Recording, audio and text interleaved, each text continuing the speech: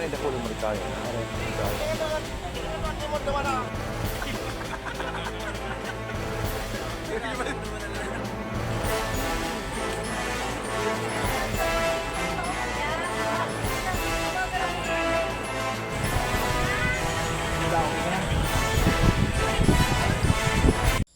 Magandang umaga sa ating lahat.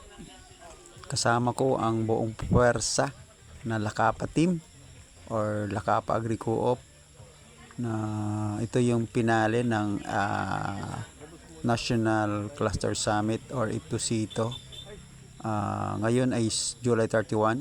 Ito yung pinakapinali na pupunta dito sa aming lugar, yung 600 plus na participant na magagaling sa mga iba't ibang rehiyon dito sa buong Luzon, buong Visaya at buong Mindanao. So napakadami ito guys, 600 na partisipante. So kaming Lakapa Team, buong puwersa at handang-handa ng harapin. Handang-handa na silang i-welcome dito sa aming napakagandang lugar sa bayan ng Lagonoy. Base sa programa ng IPTOSITO ay dito yung pinakalas na destination ng mga participants sa Kalayaan Integrated Farm. Isa kasi ito sa mga bibisitahin nila.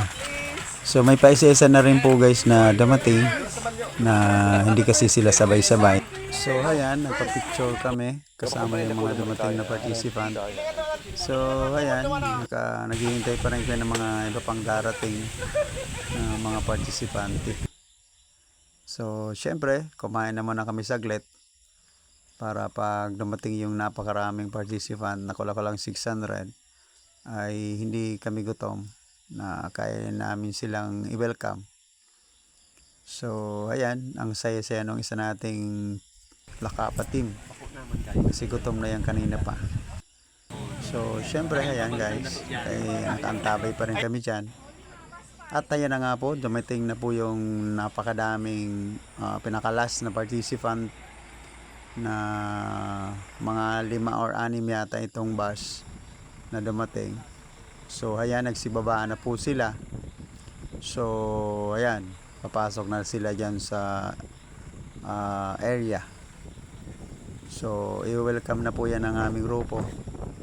Nandyan na sa loob yung iba nating mga kasamahan. So tayo naman ay nagdo-documentary kasi for souvenir purposes. At syempre i-vlog natin dito para ma-documentary naman natin yung pinakamagandang event na pangyayaring ito. Ito na siguro yung pinaka-history ng Lakapa Agri Co-op na napasukan ko, na ito na yung pinakamalaking event na masasabi kong grabe, ito yung isang history na maikikwento namin sa mga susunod na mga henerasyon, ang mga susunod na papasok sa aming kooperatiba. So guys, ayan, syempre yung iba pumunta agad sila doon sa Kadiwa store namin sa Pasalubong Center. So ayan, nakaready naman yung mga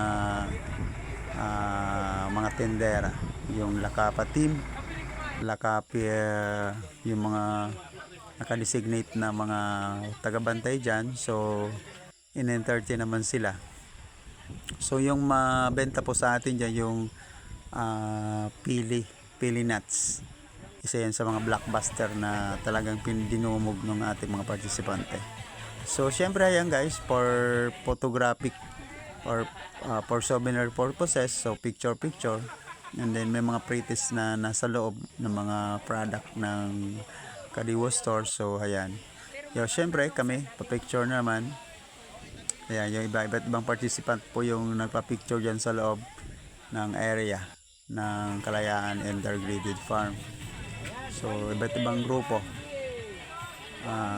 kada pagpasok, ayan, picture and souvenir.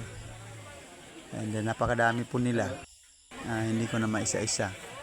So ang masasabi ko guys, very successful po yung event nangyari nung July 31, yung National Cluster Summit or 3rd National Cluster Summit, na grabe, Ito yung maikikwento ko sa mga susunod na papasok na mga new member sa aming grupo na nagkaroon kami ng ganitong event na hindi makakalimutan, na talaga namang grabe. Na ito ay aking hanggang sa aking pagtanda ay ito ay aking maalala. Ito ay maging kwento na maganda. So yan lang po muna guys, ang inyong lingkod walang iba si Parauma, nagsasabing abangan pa ang mga susunod na pangyayari ng aming grupo, ng buong Lakapa team, buong member na mga non-active hanggang na-active, ay marami pong salamat kasi tagumpay natin itong lahat.